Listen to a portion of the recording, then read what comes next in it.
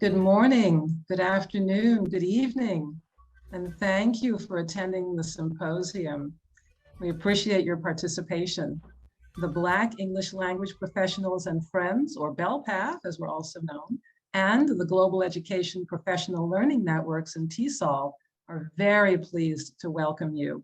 I'm Mary Romney, and Tamika Robinson and I are co-chairs of BELPAF. We're very privileged this year to be hosting this event with Global Education, which is led by Glenda Gallardo, who you will meet very soon. She is joining us from Peru. As you know, the theme for this year's symposium is inspiring, empowering, and advancing our global ELT community. So it's very gratifying to see so many colleagues here from around the world. Our presenters include scholars in South America, Europe, the Middle East, the Caribbean, Asia, and North America. Our shared passion for English language education and our interest in social justice, race, diversity, equity, inclusion, accessibility, and other areas are what have brought us here today. So you are encouraged to take this as an opportunity to continue networking with those in attendance well after the end of today's program. We are honored to be joined by members at the highest levels of TESOL leadership and staff, and they are the Executive Director and the President of TESOL. So here to share her message with you is the Executive Director of TESOL, Amber Crowell-Kelleher. Thank you so much, Mary. Mary and I actually met during my interview process last fall when she served on TESOL's Executive Director Search Committee. So I have Mary and a few others to thank for being here. And it really is an honor to be with you representing TESOL International Association. I'd like to start by acknowledging the organizers of the symposium. So thank you, Mary Romney, Keisha Bryan, Glenda Gallardo, Quenisha Charles, and Tamika Robinson. We thank you for your leadership. And I'm grateful to all of the speakers today for contributing critical perspectives to TESOL. I join you with humility and gratitude, prepared to learn alongside you. And before we get to the program, I'd like to take a few minutes to update you on two key priorities that have topped my to-do list since starting with TESOL in January. Some of you know we are developing our new strategic plan. We are making great progress and expect to publicly share that plan in September. I am a collaborator at my core, and I am proud to say that our staff and our volunteer leaders have been actively involved in that development process. You will see that the plan reinforces our firm commitment to diversity, equity, inclusion, and access. And admittedly, this is an area where we still have a lot of progress to make, but you have my commitment that we will continue doing the hard work that it takes. As one more step in our journey, I'm pleased to announce our partnership with the Peace Learning Center, who will provide DEIA training this fall to our board, staff, and volunteer leaders. Several board members worked with me to select the Peace Learning Center, and they will be terrific partners for us. As I close, I have a request for you to consider. I'm told that our call for professional council volunteers will be announced soon, and I hope you will think about putting your names forward. We need your voices and your perspectives as TESOL leaders. I should have mentioned that I'm joining you this morning from Charlotte, North Carolina, where my family and I will be celebrating my parents' 60th wedding anniversary in just a couple of hours. So you may not see me on video all day, but I will listen to the sessions for as long as I can. Have a terrific event, and thank you for the opportunity to be here with you. And back to you, Mary. Thank you so much, Amber. We appreciate that very, very much. And we're also very fortunate to be joined by Dr. Joyce Kling, the president of TESOL. Right, thank you so much, Mary. And greetings from Copenhagen, Denmark, where today is quite dark in Scandinavia. We were experiencing the heat wave that much of Europe had, but now it's cooled down and raining. So it's 2 o'clock in the afternoon here, and as we proceed into my afternoon, I can see that there's quite a busy day ahead. I want to thank you so much for the invitation to participate today, and thank you to the organizing committee for all of their work. I'm honored to be here in my capacity as the current president of TESOL International Association. I'm also really excited to be able to attend and learn from the lineup of this year's speakers at this virtual symposium that's hosted by 2 PLNs. And this is an exciting moment. Today's theme, inspiring, empowering, and advancing our global ELT community. It speaks greatly to me, both professionally, but also personally, because it's been a focus of my own research and teaching on addressing the needs of multilingual, multicultural students, and particularly my work with the international classroom. But even more specifically, the work I've been involved in with TESOL over the past 30 years, first as a member and then the chair of what was then the Socio-Political Concerns Committee back in the 90s. Some of you may remember that one. And then later, when I was on the board of directors in the early 2000s, when I was the liaison to a newly founded standing committee, the Global Professional Issues Committee. So while TESOL has long been committed to the themes addressed today, it's wonderful to see that there are so many members dedicated to continuing the need to address these issues. And again, as I mentioned, the idea that 2 PLNs could join forces in putting this symposium together. This type of synergy, it's emblematic of the multidimensional nature of the topics on the agenda. And I hope that this event will serve as a model for future collaborative activities between other PLNs and also interest sections. So Amber has just updated you on the current state of play regarding TESOL's implementation of DEIA initiatives. I just want to follow up one more announcement of a call for a new task force that's going to be focused on association-wide governance review. It's been about a decade since our last review, and given the ongoing implementation of TESOL's DEIA initiatives and the impending release of the strategic plan that Amber mentioned, it's time for TESOL to look inward and review our systems and the structures and the processes that drive our volunteer-based professional association, particularly through this DEIA lens. So the charge for the task force will be released in the early fall. So keep your eye out for an email and do contact us if you're interested in participating. Today's program promises to engage and challenge us all. So on behalf of TESOL, I wish you a wonderful day and a successful symposium. Thank you. Again, our deep gratitude to Amber and Joyce for their kind and encouraging words and all the support that they have shown us. We are very, very grateful to the TESOL International Association for its support for this symposium. And in particular, we would like to thank Nancy Flores for her technical support. She has been working with us for many months and has been incredibly helpful. Her expertise has made and continues to make this event possible. So thank you very much, Nancy. Now, as I mentioned before, BELPAF has partnered with the Global Education Professional Learning Network. So I'd like to introduce you to Glenda Gallardo, who is the chair of Global Education, and she will lead us into today's program. Thank you, Mary. Well, thank you very much, everybody, for making some time in your busy day on a Saturday morning, afternoon, or evening. And I'm very happy to see you here because this is what global education is. BELPAF is a group of teachers, a group of professionals that make some time to share what they know or and be here, right? So global education,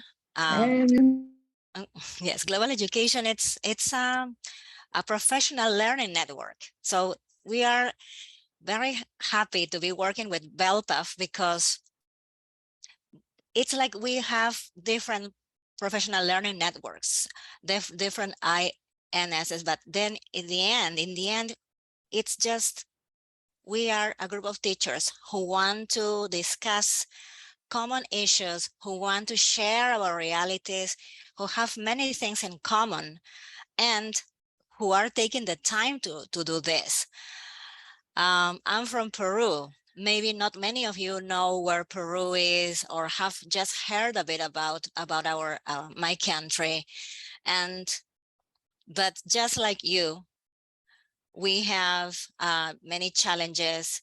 We have many things in common. And today you're going to hear from teachers from different parts of the world.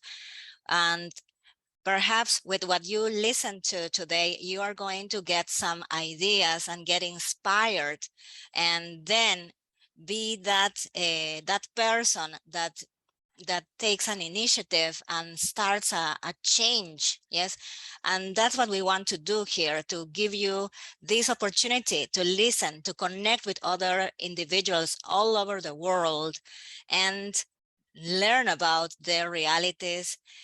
And that's why I think when we are together, we are stronger. And I'm very happy that Mary, Keisha, Tomika, and Quanisha decided to partner with the Global Education PLN, and I'm super blessed to be here with all of you, and I'm ready to share the amazing program we have put together, and I'm eager to learn from all of you. And to begin the program, we're going to travel from where I am based right now. I'm in Lima. Yes, here, look at this. I'm here in Lima, Peru. And from Lima, we are gonna go to Japan. Isn't that amazing how we can be connected so easily? And this global community, TESOL, has teachers from all over. Look at, goodbye Peru, we'll travel to Japan. Yes, and now, just like many of us here, I don't speak English as my first language. English is my second language, and it's a language which I love. And Dr. Masaki Oda is going to talk about native and non-nativeness, right? Because when we teach English, right, what are the narratives? Yes, when we teach English, sometimes it is easy to get a job. Sometimes it's not easy to get a job when people know that it's not your first language. So Dr. Masaki Oda, yes, is going to tell us he's going to address this issue, and here he's going to discuss how the notion of native speakers has been represented in the discourses of the ELT profession in the last few decades, and how these ideas affect the developments of English language programs and also the materials in his region.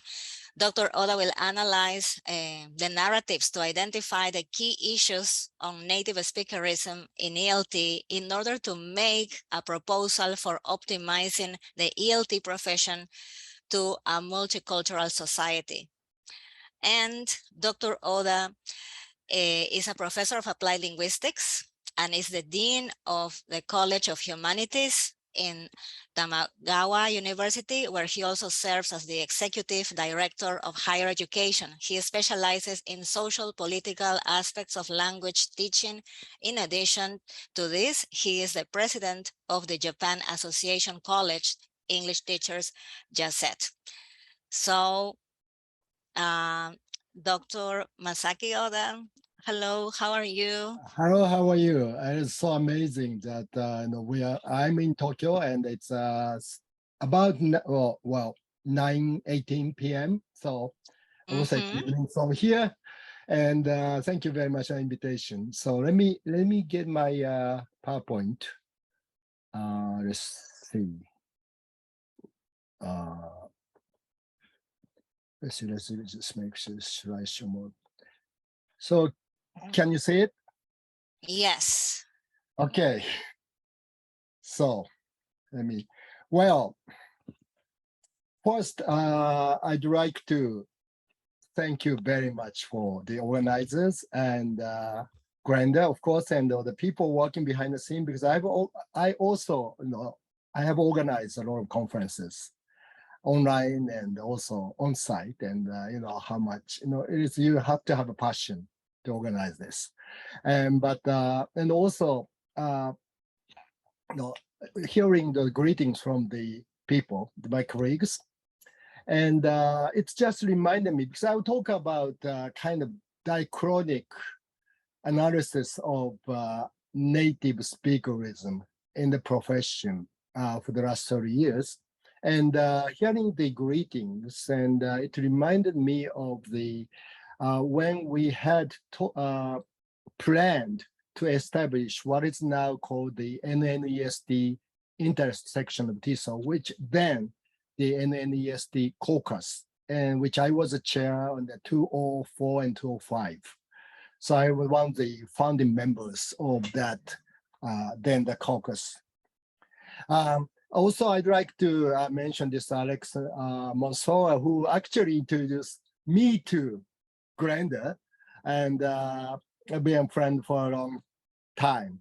So let's just get down to business, because I need to, this is my task. I need to talk 45 minutes, and my 30 years work on 45 minutes. So, okay, so now this is try to get myself organized. So first I will talk about, this is my very, I would say, the kind of auto-ethnographic approach, which is quite popular right now.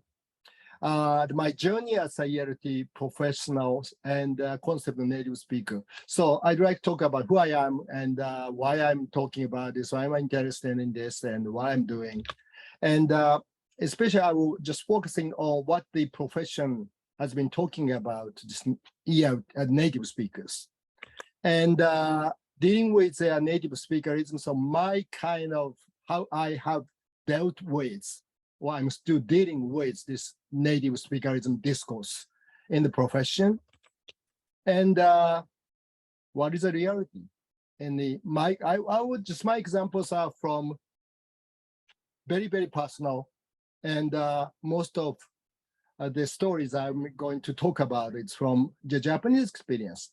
But I think each of you may have some part you can take, and maybe you have, you can use when you reflect on your own experience. And now the society in Bachkari, look at the participant. I enjoy looking at the chat section of this Zoom, and then see how many countries, how many first languages are represented in this particular group that I'm addressing tonight now. So impressive. And then try to get to conclusion in 40 minutes.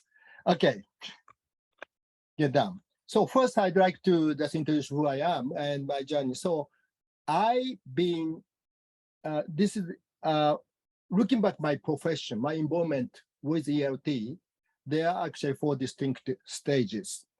As an undergraduate student who are majoring in English and try to become a secondary school English teacher. Now, I was a student where the university and also the high school attached to the university where I'm teaching right now. And then I decided to go on to the graduate studies in TESOL in the St. Michael's College in Vermont in the US, and then went on to PhD at Georgetown. And it was the late 1980s. And then I came back to Japan as an English teacher, language instructor at the Tamagawa University. And then I began to involve in teacher training. And then, of course, you need research, you need to publish, to promote, get tenure, etc.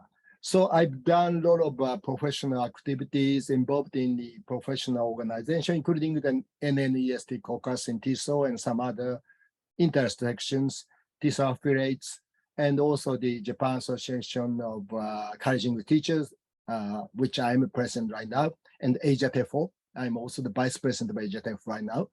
And so how these involvement and also the meeting with different people have enriched my experience as a ELT professional. Okay, so looking back, this is a long time ago, 1970s and 80s something. I was 1980s. Now I was a student of Tamagawa University, majoring in English.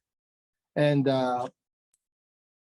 believe or not, at that, people in my generation in Japan, in the first year at university, it was 1980, that was my first encounter with people, so-called native speaker teacher of English. So I had learned English as a school subject in the secondary schools, that most of us teachers are Japanese speakers.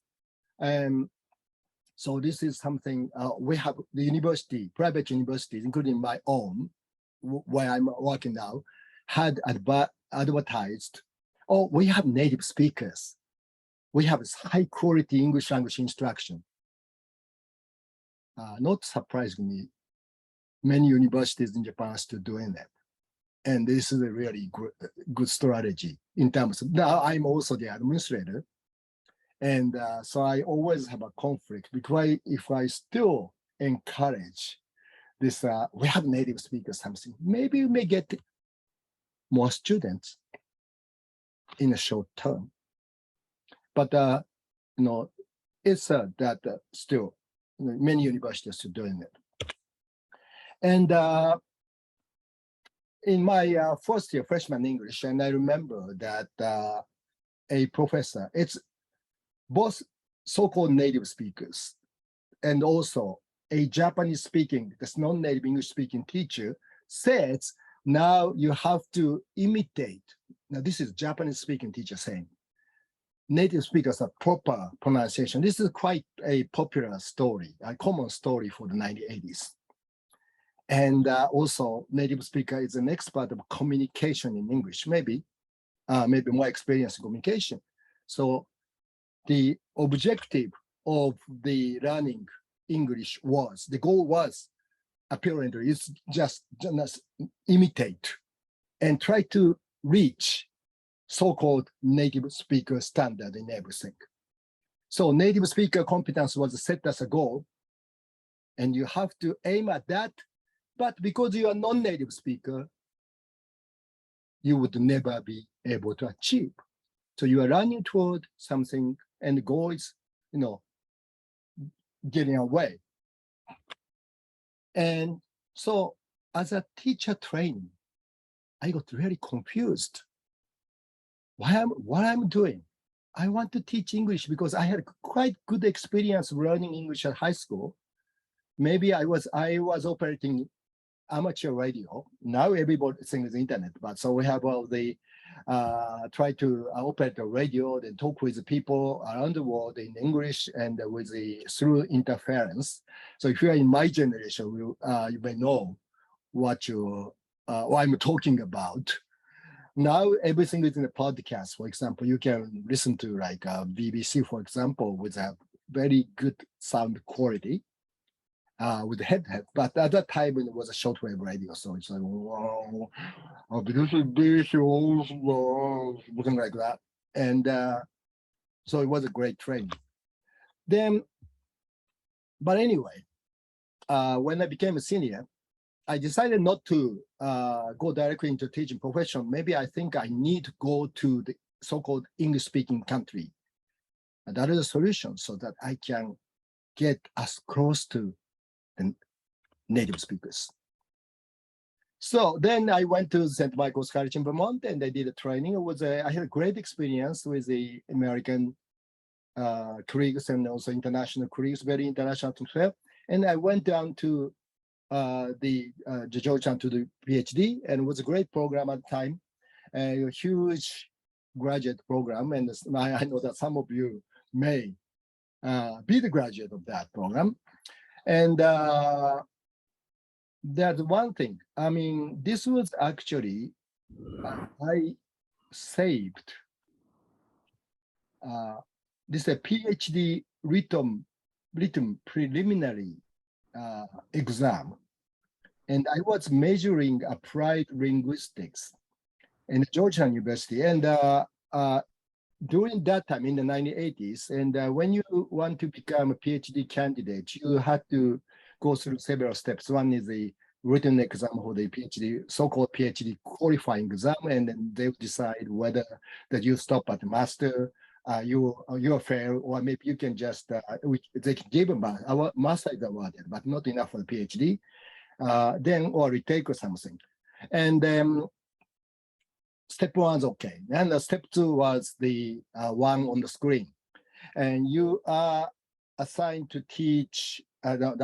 Take 3 subjects. In my case, the applied linguistics was the major. So I take applied linguistics, I take social linguistics, and take theoretical linguistics. And then social linguistics and theoretical linguistics, you need to get B+ or something. And basically, these are the essay questions for 3 hours or 4 hours. And it's like a referee system, and the 3 professors looking at evaluate that and then give grade. So I got no problem with the applied the social linguistics and the theoretical linguistics. But this applied linguistics, this was the question I failed. So which means I had to wait for 1 semester again. Now, question, okay, now, born and raised in Japan, and in my generation, I had been told that school is always, and teachers are God. And school is always, what you run the school is something you are supposed to learn for your good life. And also, I came to the United States to try to get my English language proficiency as close to the native speakers.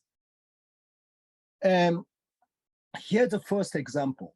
There was one class, this is the graduate seminar, and there was one professor who was very, very famous at the time in the TESOL, and I think he was once a TESOL executive board member. And I have nothing against, no offense, but and so I was very glad, and he's a great scholar, and I had a quite good relationship with him. But one time, he said there are a lot of students, foreign international students, that class say, well, you Asians, okay, you Asians, I know that your culture, you are not supposed to ask questions at the school, but this is America, so you please feel free to ask questions. So I try my best to ask every questions in every single class. And there was one, and I think it was okay until the week maybe 13 or 14. And so this is my 14th time, and I asked questions, and I know he was in a bad mood. And about the 12 students there, and I asked question in a very, very simple clarifying question, something like, am I understanding correctly whether that A is different from B or something like that? The professor suddenly said, and this is a traumatic experience, he said, huh? Can any native speaker rephrase what he's trying to say? Now, this is the last semester of the coursework for PhD, okay? And there was a lot of undergraduate students today. So embarrassed. And I think I was clear enough because it was a very simple question.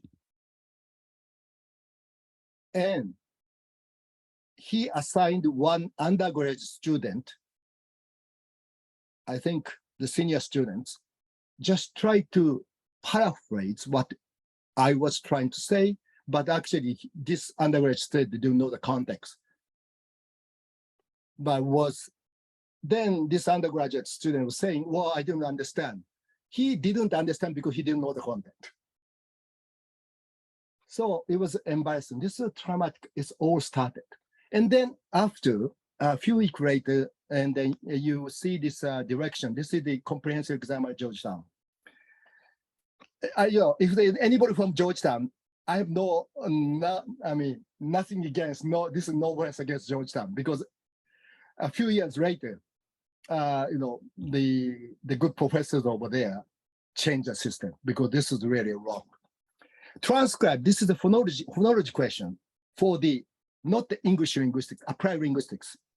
Okay, transcribe the utterance below in IPA symbol as a native speakers of standard English would pronounce. Okay, so you have to imagine how native speakers. So there's no like recording something. Okay, you have to imagine from your inner voice, then discuss phonological processes involved. So like something that's question number one. I went to Denver airport to see our friends off.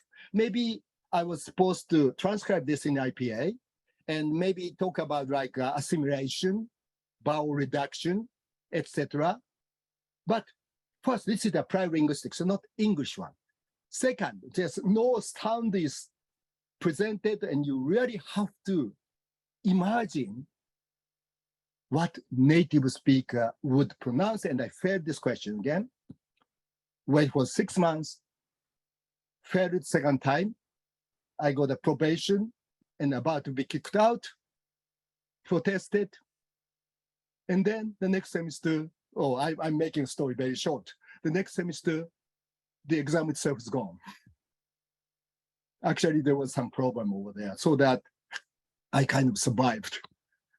But this was, I was purely studying on the phonology as a theoretical kind of linguist. I was not interested in any social political aspect when I had entered the PhD program. I just wanted to do this second language acquisition. But this traumatic experience changed my life. Then in 1990, I went to the PhD and I had an excellent committee there. And then I came back to Japan in 1990 and became a language teacher. But there was two things. When I was in Georgetown, I was teaching Japanese.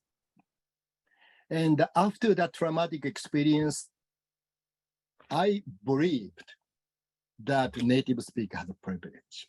Now I was teaching the Japanese language, and this is something I'm still regret I did it. There was a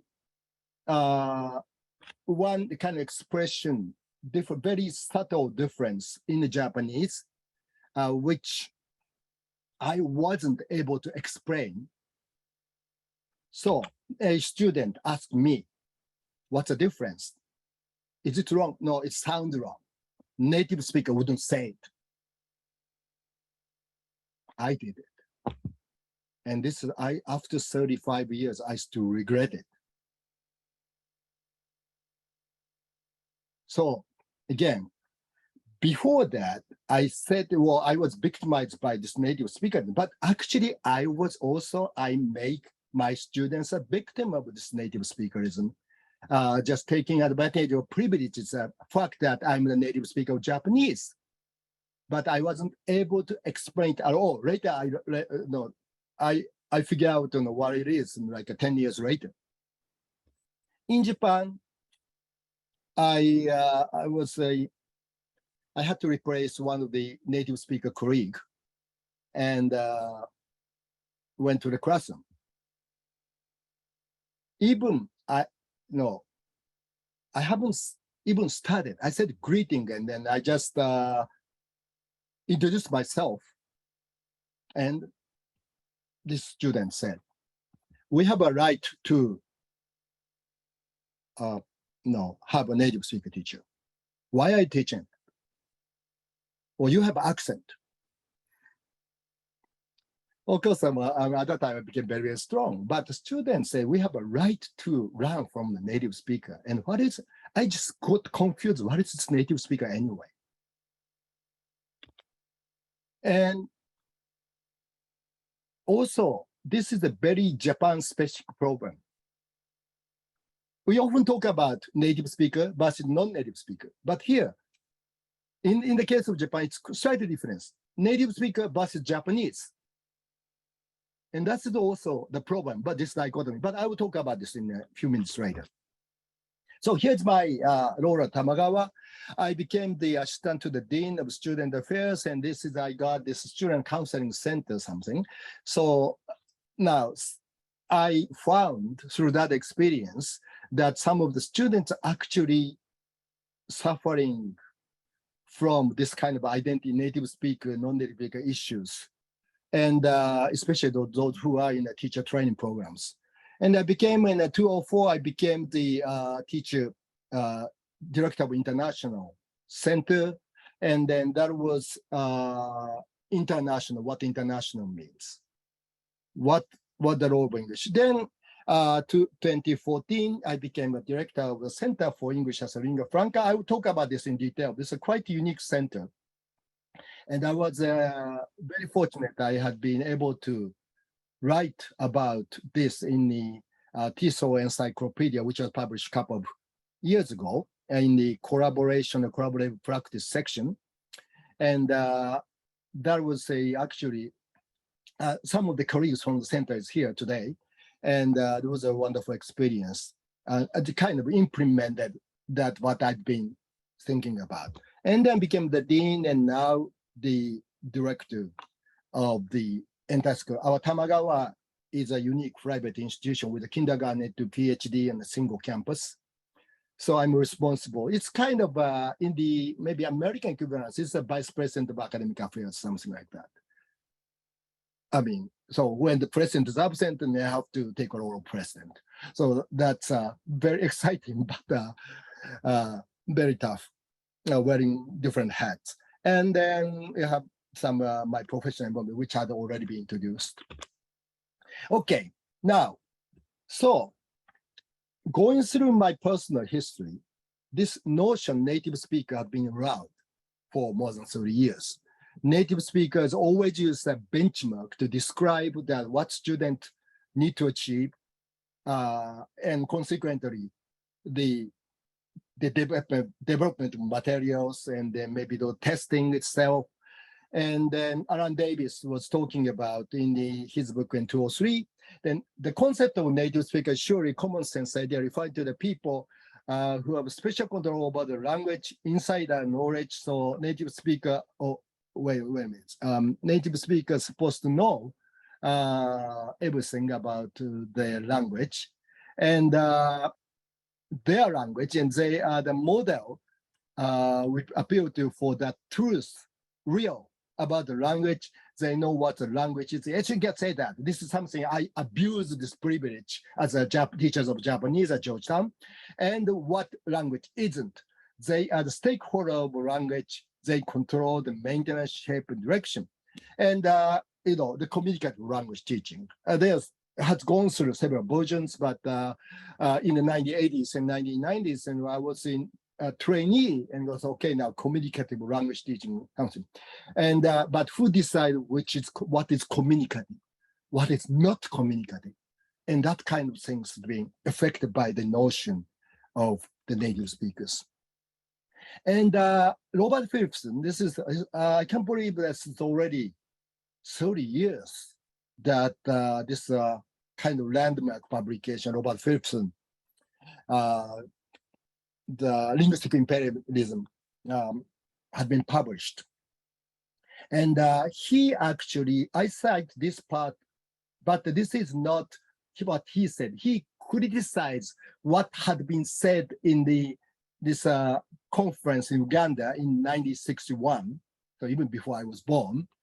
And English is best taught monolingually. The adult teacher of English is a native speaker. The earlier English is taught, the better the result. The more English is taught, the better the result. If other languages are used much, standard of English would drop. And this happened in 1961, and Phillipson criticized and some amongst the other scholars criticized 1992. but still many Japanese higher education institution is at least following some of these traditions. Why? Native speaker, this is kind of social practice. Policymakers believe that, maybe I'm not saying that Japanese policymakers taking everything that Philipson had criticized, but what some of them, earlier the better things, and native speakers things.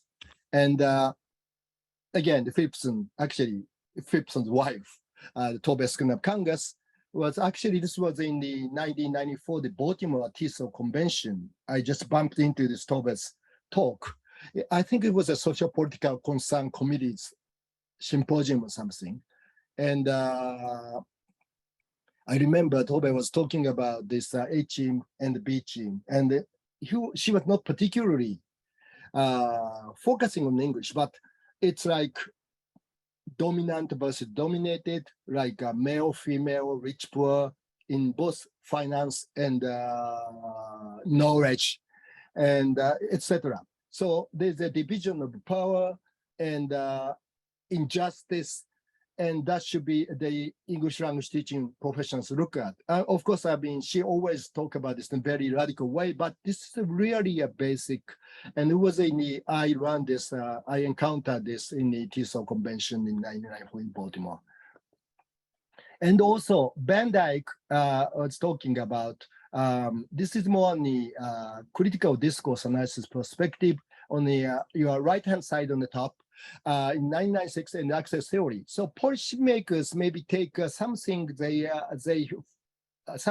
information to support the policies they are making, but at the same time may not release or look at or even publicize something which is unfavorable to.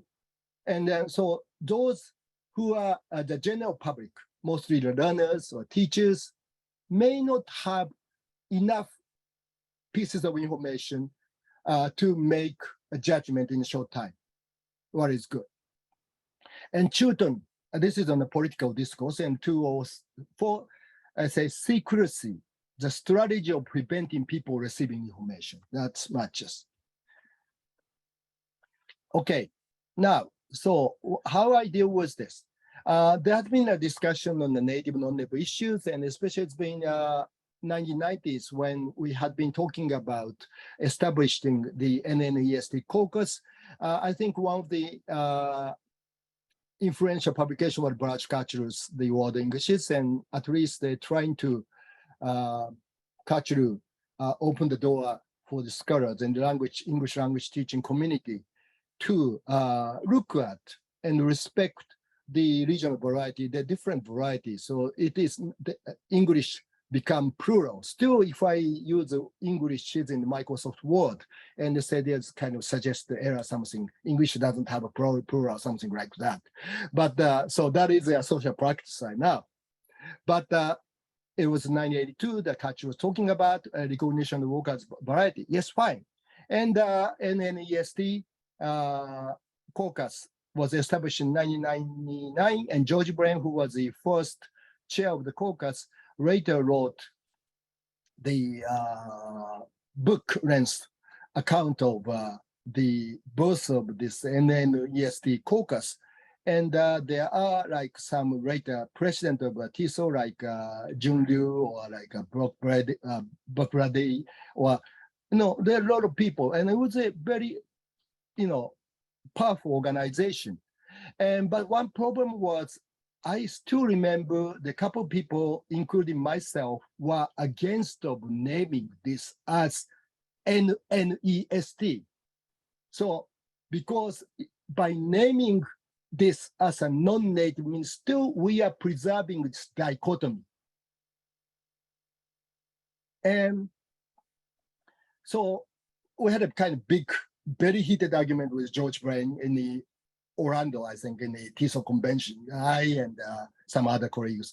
But it is, I think they're so concerned with the issue, and I think we agreed in principle that something must be done within TESOL. So, but at that time, most of the discourses were a kind of resistance. Now native speakers strong. Okay, we non-native speaker resistant. I didn't like it.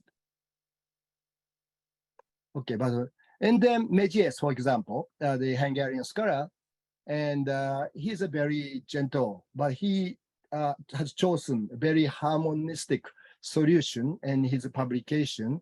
And both group of teachers serve equal useful purpose in their own. It's in an ideal school, there should be a good balance of native speaker and non-native speaker who complement with each other. The strengths and weaknesses. Very peaceful statement. And maybe I think this is maybe looks very politically neutral, but again, I didn't like it. I mean, why do we have to divide it? Maybe there are some people who are very good at teaching pronunciation, good at some people who are very good at teaching writing something. So it's not just the nativeness, non-nativeness. And you teacher, you think about your department, your teaching team, something. You as a you need to collaborate, and then like I do as a colleagues. So this is not just a native and non-native, but this was really a popular thing. But still, the dichotomy exists. Now, I was a little bit young. This is, you can just look at what I said in 2008 in the NNEST blog. It's still there. Too bad this Anna Wu passed away, I think, a few years ago, and who interviewed us, and was also the later chair of the intersection. But I said in public that this dichotomy is not necessary. And this is the first time I said it. But still, the discussion is native and non-native. So this is it was really, I got a mixed reaction for this one. Because former chair of NNS Koka saying that the NNEST is not necessary, something like that. So, but it was a very controversial thing. Then go to the reality. Now I will just go back to, I will take you to this, our campus, this yellow wall.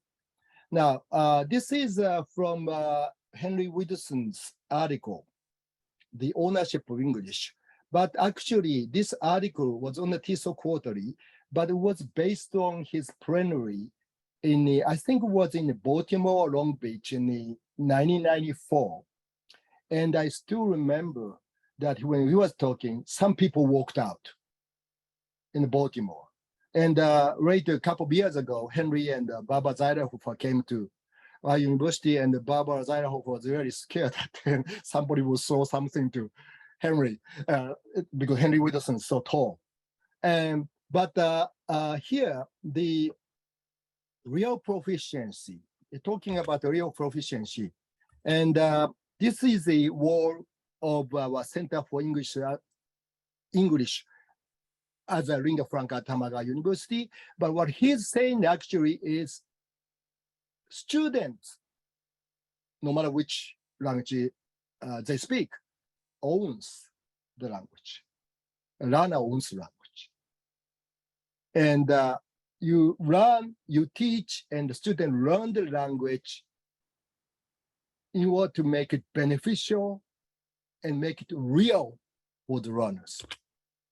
So now, in order to summarize it, apparently this 30 years, you started off with this native speaker model when I was a student. Native speaker was God, and then the world Englishes came in, and mostly geographical based. We try to recognize it. Then we have the ERF, that the Baba Zaya for more recent development, and any use of English among the speakers of different first languages, including English. So, which means this, well, there are some variation of ERF, but here, the Zeilerhofer and some other people saying is any use of English amongst the speakers of different first languages for whom English is the communicative medium of choice and of whom the only option, something. And here, like, how many languages represented in this group, but unfortunately, I think English is a common language. Yeah, this is fine.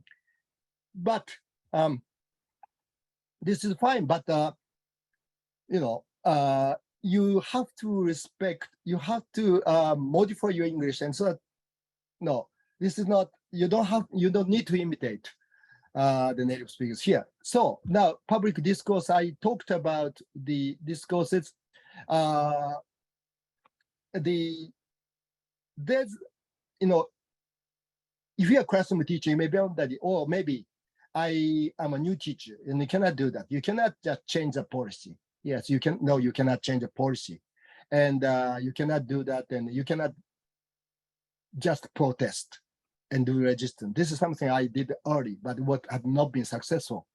Because of the thing, discourse is systematically organized set of statements which give expression of meaning and value of institution. And here, everything is a vicious circle, and it's very difficult once this native speakerism has become a social practice in ERT and also the general public. It's very difficult. But here, and also I will just skip for the sake of time, but here, the policymakers has tried to rationalize whatever it is, but again, the sufficient information is not presented to the students or other stakeholders. Okay, so what is, I'm try to just get down to my conclusion. Okay, here, now, this is the recent debate. People are aware of the diversity of English users and of the different purposes. World English paradigm and the ELF paradigm I was talking about. But then in 2007, I wrote about the Englishes in the world. You are talking of the world, but you are not, no. This is something me and also Aristophanic and the people saying, word in English, something like it. And this is more like when I start to talk about the applied linguistics and that, those academic publications. Yes, English plays a major role on that. But actually, when you use English, this is, you really have to remember if we use, the law and also who are reading. And also this Gallardo has been talking about. Now it is very difficult if you go to the big cities or even a small city. Now you have internet. And it's very difficult to spend 24 hours without encountering language other than yours. So you are actually constantly switching and mixing the languages, something, and you really have to think about that. So I'm saying this is like, this is NES and NES dichotomy still necessary. So the Luan Tupas is saying about the where are we heading for? Tupas saying while much rigorous linguistic and social linguistic work has worked for the past 20 and 30 years has indeed legitimized the plurality of English and Englishes, and the question has shifted their use in the formal context of education. So conclusion. Widow-san was talking about the real proficiency for the students. So in order for your student to learn this English, the real needs, what can we do? Well, we really have to do the constant reflection. Even the young people, the profession need to depart from a dichotomy in order to focus on the real need. So what is the real need? Maybe the real need may be different for the next year. Like this past 2 years, now we have more online communication. And actually, it is wise you train the students to accommodate with this. Recently, Kanagaraja wrote about his journey, similar to my presentation today, about how he dealt with these academic discourses. And also Baker and Ishikawa, this is the Booklands publication, talking about at least indicating the direction. here's my conclusion. If you have been in a profession long enough, like myself, 30 years, share your story. Reflect on this. What's wrong at some point, something like maybe you have to, confess that you are doing something wrong for the younger generation. And you really have to deal with this in the midterm or long-term perspective. And Ishikawa and Baker actually suggested, this is in the context of English as a lingua franca in a translingual, transcultural society, collaborative reflection on individual experience and published research, and that is important. And individual experience of multilingual, transcultural, and transborder accommodation, something. So these are something.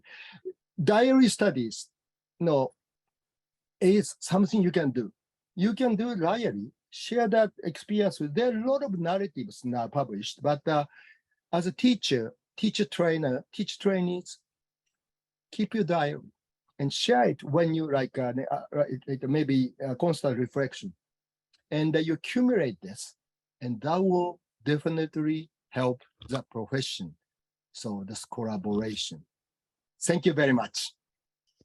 Thank you very much, Dr. Masaki. Oda. Thank you very much. That was perfect timing. And yes, a lot of food for thought.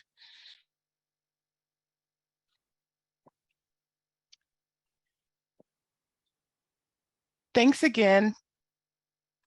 Can you all hear me? Sure. Yeah. Hello. Thank you. Thanks, Dr. Oda, for a wonderful talk, sharing lessons and experiences of being the victim and unintentional victimizer of native speakerism. We must all continue to share our stories as you have suggested.